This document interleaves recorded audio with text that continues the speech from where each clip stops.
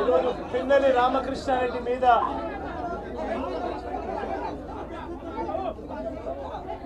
తన మీద ఏకంగా 307 అంటే అటెంప్ట్ టు మర్డర్ లాంటి కేసులు పెట్టి ఏ రకంగా అన్యాయంగా తనను జైల్లో నిర్బంధించడం జరుగుతా ఉందో కూడా చూస్తా ఉన్నాం. ఈరోజు రాష్ట్ర వ్యాప్తంగా కూడా ఇదే కార్యక్రమాలు జరుగుతూ ఉన్నాయి. రాష్ట్ర వ్యాప్తంగా కూడా కేవలం తెలుగుదేశం పార్టీకి చంద్రబాబు నాయుడు గారికి ఓటు వేయలేదు అన్న ఒకే ఒక కారణంతో ఏకంగా ఆస్తులను ధ్వంసం చేస్తా ఉన్నారు, దొంగ కేసులు పెడతా ఉన్నారు. వీళ్ళే కొడతారు, మళ్ళీ వీళ్ళే అటువైపున ఉన్న వారి మీద వాళ్ళు కొట్టారు అని చెప్పి కేసులు పెడతారు. ఇంతటి దారుణంగా ఈరోజు రాష్ట్రంలో పరిపాలన సాగిస్తా ఉన్నారు. నేను అడుగుతా ఉన్నా, ఇదే గత 5 సంవత్సరాల కాలంలో వైఎస్ఆర్సీపీ పరిపాలనలో ఉండగా, వైఎస్ఆర్సీపీ ప్రభుత్వంలో ఉండగా అప్పుడు జగన్ ఏం చేశాడు?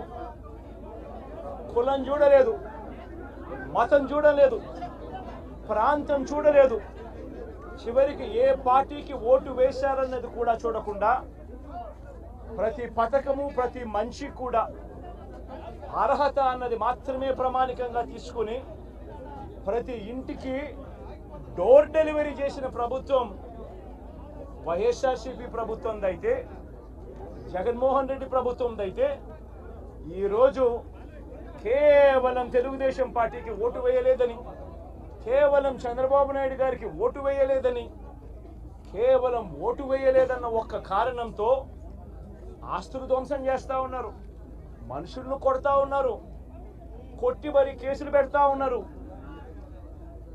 ఇంతటి అన్యాయంగా రాష్ట్రాన్ని రావణ కాష్టం చేస్తా ఉన్నారు. రాజశేఖర రెడ్డి గారి విగ్రహాలను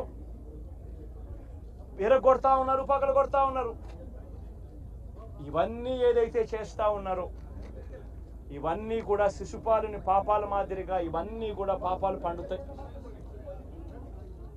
ప్రజాస్వామ్యంలో ఏదైనా కూడా ప్రజలకు మంచి చేసి ప్రజల గుండెల్లో స్థానం సంపాదించుకుని ప్రజల దగ్గరికి వెళ్ళి ఫలాని మంచి చేశాం కాబట్టి మాకు ఓటు వేయండి అని అడిగే పరిస్థితులు ఉండాలి తప్పనిచ్చి ఈ మాదిరిగా దౌర్జన్యాలు చేసి, ఈ మాదిరిగా అన్యాయమైన కేసులు బిగించి, ఈ మాదిరిగా ఆస్తులు ధ్వంసం చేసి, ఈ మాదిరిగా ఫియర్ సైకోసిస్ క్రియేట్ చేస్తూ రాజకీయాలు చేస్తే మాత్రం అది ఏ రోజు కూడా నిలబడే రాజకీయం కాదు.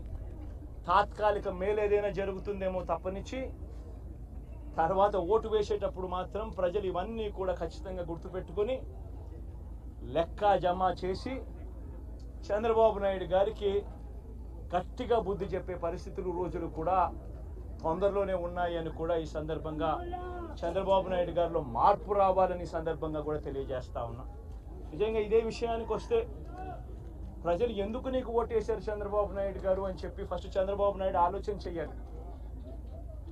ఒకవైపున వైఎస్ఆర్ కాంగ్రెస్ పార్టీ ప్రజల్లో వ్యతిరేకత వల్ల ఓడిపోలేదు, ప్రజలకు మంచి చేసి ప్రజలకు మంచి చేసి వైఎస్ఆర్ కాంగ్రెస్ పార్టీ ఓడిపోయింది. ఎందుకు ఓడిపోయింది అని అంటే చంద్రబాబు నాయుడు చేసిన మోసపూరిత హామీలకు ప్రజలు కాస్తో కూస్తో కొద్దిగా ఇదే ఆ 10% కాస్త అటువైపున షిఫ్ట్ అయ్యి చంద్రబాబు నాయుడు గారు అధికారంలోకి వచ్చిన పరిస్థితులు. మరి చంద్రబాబు నాయుడు అధికారంలోకి వచ్చిన తర్వాత ఈరోజు రైతులకు తాను ఇస్తానన్న రైతు భరోసా 20,000 రూపాయలు ప్రతి రైతన్నకి ఇస్తానన్నాడు. వ్యవసాయం స్టార్ట్ అయింది, ఖరీఫ్ మొదలైంది, పంటలు వేగంగా వేస్తా ఉన్నారు రైతన్నలు. ఇంతవరకు రైతు భరోసా 10,000-20,000 రూపాయలు ఇస్తానన్న దానికి అతి గతి లేదు. బడులు మొదలయ్యాయి. అమ్మఒడి కింద జగన్ 15,000 ఇస్తాను అని అంటే కాదు, చంద్రబాబు నాయుడు వస్తే ఎంతమంది పిల్లలు ఉంటే అంతమందికి ఇస్తాడు, ప్రతి ఒక్కరికి 15,000 ఇస్తాడు అని చెప్పారు. రాష్ట్రంలో 1 కోటి మందికి పైగా పిల్లలు బడియీడు పిల్లలు ఉన్నారు.